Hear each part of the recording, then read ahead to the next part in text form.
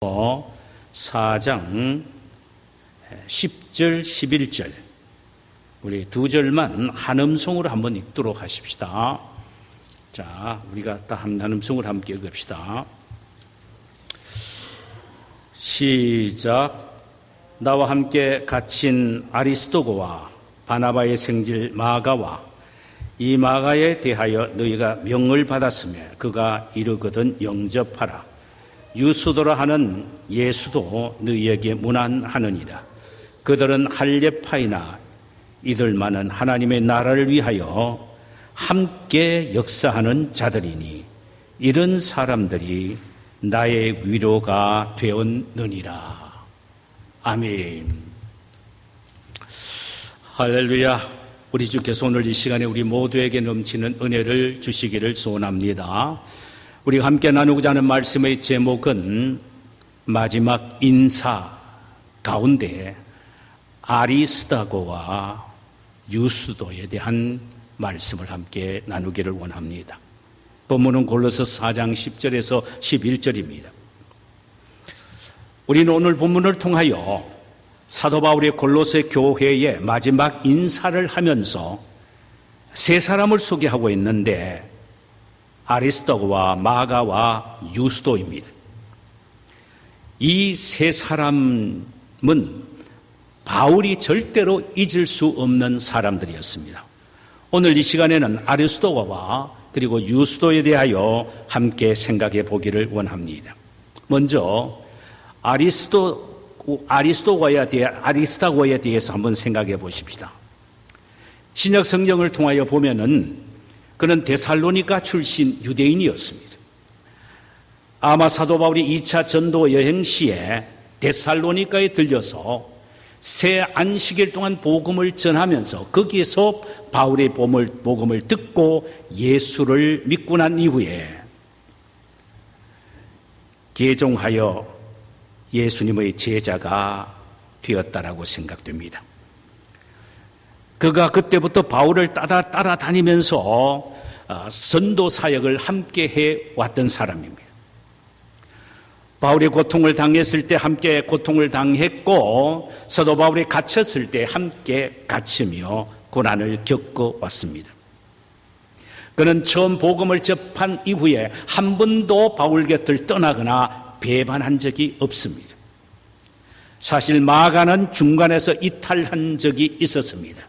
그래서 사도 바울의 마음을 참 아프게 했지요. 또 한때 데마는 이 세상을 사랑하여 사도 바울을 버리고 데살로니가를 가버렸고 그레스게는 갈라디아로 디도는 달마디아로 도망을 친 적이 있습니다. 그러나 아리스도고는 그 어떤 어려운 역경과 고난 속에서도 전혀 변하지 않았습니다. 바울과 끝까지 함께 했습니다.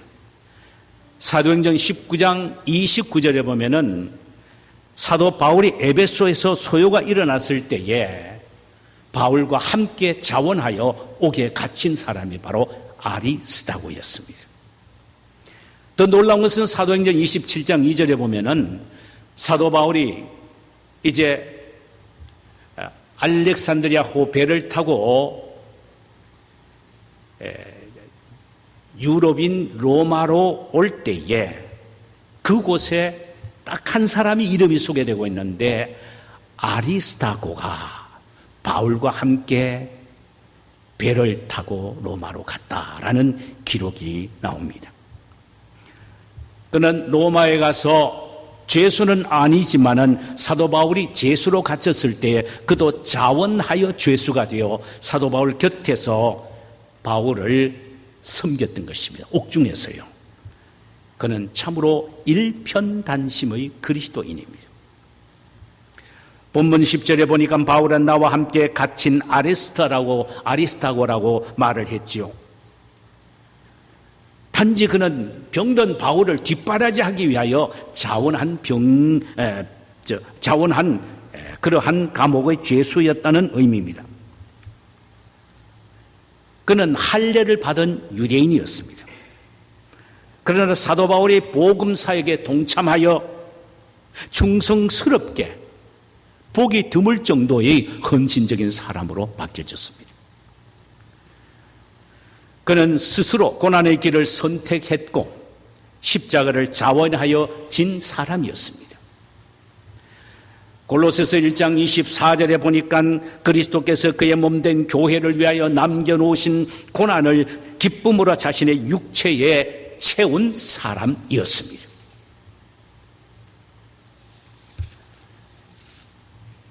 사실 오늘날에 자신의 유익과 이해 관계를 위하여 하루아침에 배신하고 교회를 떠나버리고 목회자를 배반한 사람이 어디 한두 사람입니까? 특별히 이민교회는 더더욱 그러합니다. 다른 그리스도인들과 함께 십자가 지는 것이 싫어서 이 교회 저 교회를 피해 다니는 나약한 그리스도인들이 얼마나 많습니까? 이런 사람들에 비하면은 아리스다고는 얼마나 숭고한 그리스도인인지 모릅니다. 그가 많은 헌금을 내서 사도 바울을 도운 것도 아니었습니다. 바울이 선교 사역과 바울이 세운 교회를 헌신한 사람도 아니었습니다. 그는 단지 바울 곁에서 바울의 고통을 함께 당하며 바울의 아픔과 눈물을 함께 나누었던 사람이었습니다. 그의 이 헌신이 너무나도 숭고했기에 사도 바울은 골로새서를 쓰면서 마지막 인사를 할 때에 그 유명한 마가보다 먼저 소개를 하고 있습니다. 마가보다. 그러니까 이 아리스토고는 그래도 대단한 사람이었습니다. 귀한 믿음의 사람입니다. 변하지 않는 믿음의 사람이었습니다. 그리스도의 몸된 교회를 위하고 복음을 전하는 일이라면 목숨을 걸었던 사람입니다. 바로 이런 사람이 아리스다고였습니다. 이제 마지막 한 사람 유스도를 한번 생각해 보실까요? 유스도라는 이름은 히브리 말로 여호수아 혹은 예수아라는 의미입니다. 이 말이 헬라어로는 유스도라는 이름을 붙였고 라틴어로는 정이라는 의미의 이름입니다. 아마도 그는 의롭게 살았던 사람이었는지도 모릅니다. 그러나 이 사람의 신원 신상에 대해서는 전혀 알 수가 없습니다. 단지 전설에 의하면은 두 가지 설만 난무합니다. 하나는 그가 유랑 장사꾼이었다는 사실입니다. 그는 유랑 장사꾼으로 이곳저곳 돌아다니면서 장사를 했습니다. 골로새 교회의 감독이었던 빌레몬과 같이 에베소 두란노 소원에서 사도 바울을 만나 복음을 듣고 예수를 믿고 구원받은 하나님의 사람이 된 사람입니다. 그리고는 모든 것을 버리고 바울 곁을 떠나다니면서 복음을 전했으며 바울이 제수의 몸으로 로마에 갈 때에도 바울과 함께 갔으나 바울이 옥에 갇혔을 때 바울의 옥살이를 뒷바라지하기 위해서 아리스다고와 함께 자진 죄수가 된 사람이었다라는 설이 있고, 다른 하나의 또 가능한 설은 그가 에베소에서 사도 바울을 통하여 복음을 듣고 난 이후에 계속해서 장사를 하면서 같이 개종 메이트였던 빌레몬이 사는 골로새 지방에 가서 골로새 지방에서 골로새 교회를 세운 빌레몬을 도와서 열심히 장사하면서 교회를 섬겼다는 것입니다. 그런데 그 교회를 섬기면서 봉사하며 희생을 했는데 골로새 교회에 얼마나 좋은 영향력을 미쳤는지 많은 사람들이 큰 힘과 용기를 얻게 될 정도의 영향력을 미치다가 장사에 큰 또 포부를 갖고 세계의 중심지인 로마로 갔다는 것입니다. 거기서 상당한 재물을 얻고 많은 물질을 벌고 탄탄하게 살았을 때에 갑자기 소식이 들려오기를 사도 바울 선생이 로마에 왔고 지금 옥중에 있다는 소리를 듣습니다. 그래서 그는 참 늘 믿음의 빚을 진 사도 바울을 위하여 자기의 모든 것을 투자하면서 바울을 위하여 옥바라지를 했던 사람이 바로 이 유스도라라고 말을 합니다. 어느 것이 진짜인지 모릅니다. 다시 성경의 기록은 없고 전설이기 때문입니다. 우리가 그에 대해 알 수 있는 것은 본문 11절 딱 한 줄밖에 없습니다. 유수들 하는 예수도 너희에게 문안하느니라. 그들은 할례파이나 이들만은 하나님의 나라를 위하여 함께 역사하는 자들이니 이런 사람들이 나의 위로가 되었느니라. 11절에서 우리가 알 수 있는 것은 그는 정통 유대인으로서 아리스토다고와 마가와 함께 할례만이 구원의 절대적 조건이라고 주장했던 할례당이었습니다. 그러다가 에베소에서 사도 바울을 통하여 복음을 듣고 예수를 믿어 신실한 그리스도인이 되었다는 것입니다. 그러다가 언제부턴가 그가 로마에 있었다는 것과 하나님의 나라를 위하여 바울과 함께 동력자로서 크게 헌신했으며 바울의 큰 위로자로 바울 곁에 서 있게 된 사람이었다는 것입니다. 우리는 종종 광채나고 빛깔나는 사람이 되기를 원합니다. 그런 일을 하려고 노력합니다. 그러나 이 사람 유수도는 전혀 그러지 않았습니다. 그의 이름은 성경 그 어떤 곳에서도 언급되어 있지도 않았습니다. 오직 이곳 한 곳만 한 번에 소개되고 있습니다. 그러니 이름 없이 빛도 없이 바울 곁에서 도우고 위로자로서 살았던 사람입니다. 사도 바울이 얼마나 참 이 사람에 대하여 감동을 받았는지 마가 다음에 유스도를 소개하고 있습니다.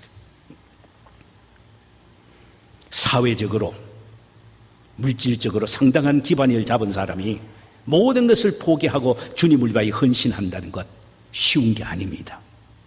전설에 의하면은 유스도는 바로 그런 사람이었습니다. 그래서 사도 바울은 이 유스도에 대하여 굉장한 감동을 받고 참 기억하게 됩니다. 그리고 골로새 교인들에게 이 유스도에 대하여 자랑을 하고 있습니다.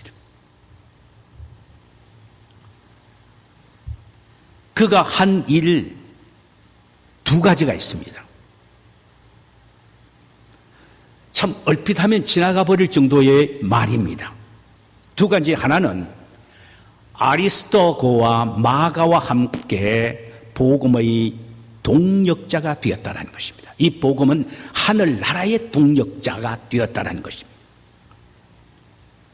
우리가 기억해야 할 것은 그의 가장 중요하고 가장 우선적으로 가졌던 관심사는 하늘나라였다는 사실입니다. 그 하늘나라에 대하여 열심히 사역하고 봉사했기에 사도 바울은 그를 향하여 하늘나라의 동력자라고 이야기를 합니다. 그는 사업을 하는 사업의 동력자라고 말하지 않습니다. 그를 기업하는 기업의 동력자라고 말하지 않습니다. 그를 복음 사역을 위한 동력자로 이야기를 했습니다. 이는 하늘나라의 동력자라는 말입니다. 하늘나라의 동력자가 되기 위해서는 하나님의 나라를 소유하며 살아야 합니다. 하나님의 나라를 늘 경험하며 살아야 합니다. 그래야 그가 하나님의 나라를 전하는 동력자가 될 수 있습니다. 하나님의 영광스러움을, 하늘나라의 특징과 영광을 늘 삶 속에 누리며 살아야 합니다. 그 하늘나라의 영광은 평안과 기쁨과 영적인 환희입니다. 이런 것들을 누리며 살아야만이 하나님의 나라의 동력자가 될 수 있습니다. 뿐만 아니라 하늘나라를 확장하고 증거하며 살아야만이 하나님의 나라의 동력자가 될 수 있습니다. 그의 삶 전체가 하늘나라를 목표로 하고 사는 사람만이 진정한 하나님의 나라의 동력자입니다. 여러분, 그저 교회만 나오고 직분만 받고 교회를 위해서 봉사한다, 그 사람을 향하여 하나님의 동력자 유스도와 같은 사람이라고 말할 수 없습니다. 진정 하나님의 나라를 보고 사느냐, 누리고 사느냐, 경험하며 사느냐, 그 나라에 자신의 인생을 투자하며 사느냐, 이게 중요하단 말입니다.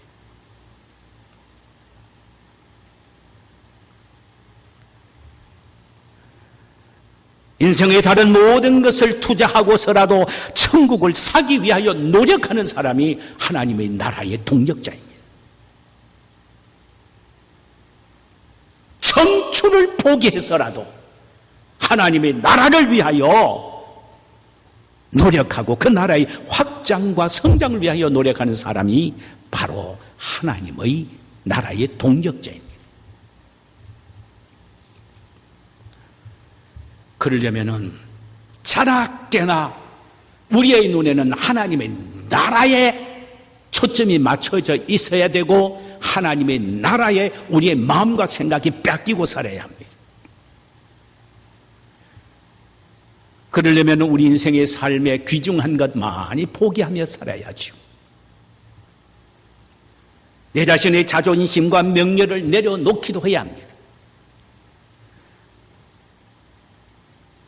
누가 나를 알아주지 않는다고 해서 섭섭해할 필요 없습니다. 누가 나를 인정해 주지 않는다고 해서 낙심할 필요도 없습니다. 유스도처럼 하나님의 나라를 세우고 확장한 일에 인생 전부를 투자하며 신경을 써야 한다는 말이죠. 상당히 많은 재산을 누리고 부를 누리고 있던 유스도가 이런 결단을 내리고 산다는 것 보통이 아닌 겁니다. 그래서 멋있고 아름다운 신앙인이에요. 바울이 잊지 못하는 것입니다. 아리스도고는 일편단심의 신앙과 복음을 위하여 고난을 감내하고 스스로 십자가의 길을 선택했던 사람이었습니다. 그는 무명유실한 사람이었습니다. 오직 남이 알아주지 않고 인정해 주지 않아도 하나님의 나라만을 위하여 묵묵히 일하는 사람이었습니다. 우리 모두 이런 그리스도인들이 되었으면 얼마나 좋겠습니까? 또 우리가 유스도에게서 발견할 수 있는 것은 그는 사도 바울의 위로자였다는 사실입니다. 본문 11절을 다시 한번 보실까요? 유스도라 하는 예수도 너에게 무난하느니라. 그들은 할레파이나 이들만은 하나님의 나라를 위하여 함께 역사하는 자들이니 이런 사람들이 나의 위로가 되었느니라. 이런 사람이 나의 위로가 되었느니라. 대사도 바울도 위로가 필요한 사람입니다. 그런데 바울이 아리스도가와 마가와 유스도의 위로를 받았다는 것입니다. 아무리 강한 능력 있는 주의 종이라고 해도 때로는 다른 사람의 위로가 필요할 정도로 연약함이 있는 것이 인간이 옳습니다. 그런데 우리가 알아야 될 것은 여기서 바울이 느끼는 위로는 인간적인 위로가 아니라는 사실입니다. 물론 인간이기 때문에 다른 곳에서는 사도 바울이 참 사람을 통해 위로를 많이 받는 장면이 나옵니다. 그런데 여기에서는 인간적인 위로가 아닙니다. 이를테면 물질적으로 나에게 도움을 줬기 때문에 바울이 위로를 얻었다느니, 또 힘들고 어려운 상황에 있는 사도 바울에게 말 한마디라도 따뜻하게 해줬기 때문에 그에게 큰 위로가 되었다는 의미 따위는 아니었습니다. 그의 위로는 영적인 위로였습니다. 11절을 다시 보십시다. 유스도라는 예수도 너에게 무난하니라. 그들은 할레파이나 이들만은 하나님의 나라를 위하여 함께 역사하는 자들이니 이런 사람들이 나의 위로가 되었느니라. 자, 무엇이 바울의 위로가 되었습니까? 하나님의 나라를 위하여 일하는 유스도의 열정이 사도 바울이 위로가 되었다는 것입니다. 물질적인 도움, 인간적인 도움 때문에 바울이 위로를 받았다고 말하지 않아요. 그렇지 않아요. 하나님의 나라를 위하여 일하는 그 유스도의 열정을 보고 사도 바울은 위로를 받았다는 것입니다. 사도 바울은 지금까지 인생을 복음을 위하여 달려왔는데, 하나님의 나라를 위하여 달려왔는데, 그 나라를 증거했고 그 나라를 믿게 했고 그 나라의 삶을 친히 그가 삶으로 보여주었습니다.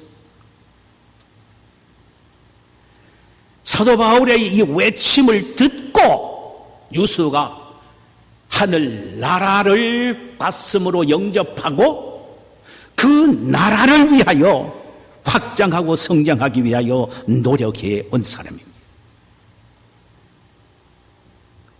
그러니 사도 바울이 외쳤던 복음의 외침을 듣는 것으로 끝나지 않고 그것을 믿었고, 믿은 그것을 하나님의 나라의 확장을 위하여 열심히 뛰면서 헌신하고 실천했다는 말입니다. 여러분, 이것이 바울의 위로가 됐다는 말입니다.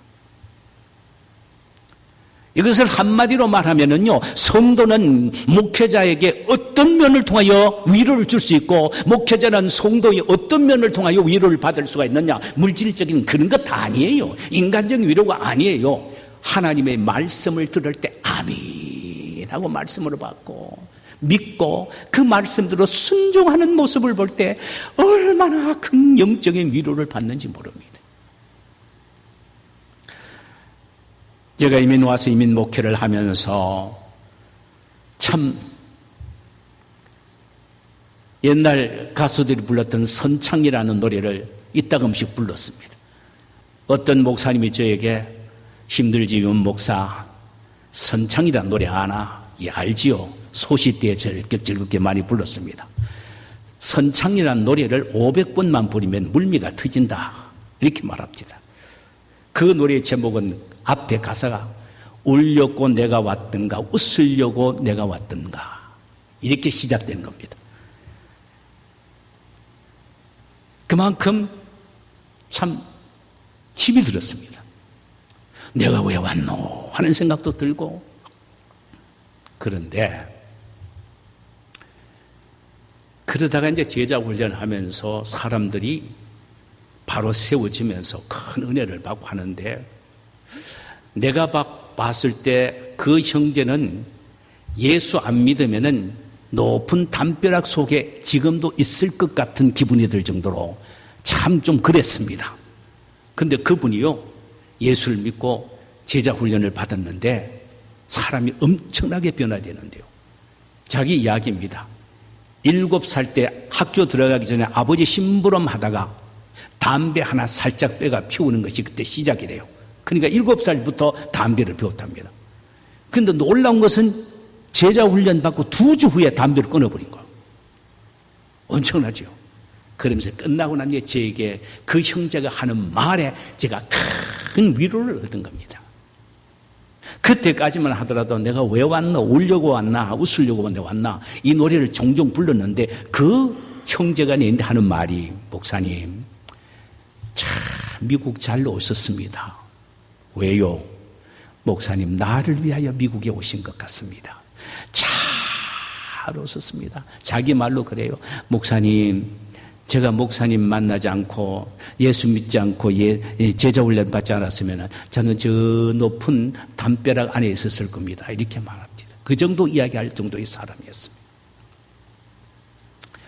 그러니까 목회자의 위로는요, 유스도처럼 예수 그리스도의 복음을 듣고 믿고 그 복음을 위하여 살려고 몸부림치는 그 영적인 변화의 모습, 성숙의 모습을 볼 때에 목회자에게는 가장 큰 위로가 된다는 말씀이 옳습니다.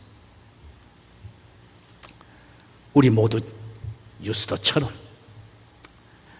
하나님의 나라를 위한 동력자가 되어야 합니다. 목회자와 성도가 그저 하나님의 나라를 향하여 달려가는 바울과 유스도처럼 동력자가 되어야 하고, 하나님의 말씀을 듣는 대로, 가르침을 받는 대로 아멘하고 받아들이고 성장하고 든든히 섬으로 목회자에게 또 큰 위로가 되면 얼마나 좋겠습니까? 우리 모두 이런 성도님들이 되시기를 주님의 이름으로 축원합니다.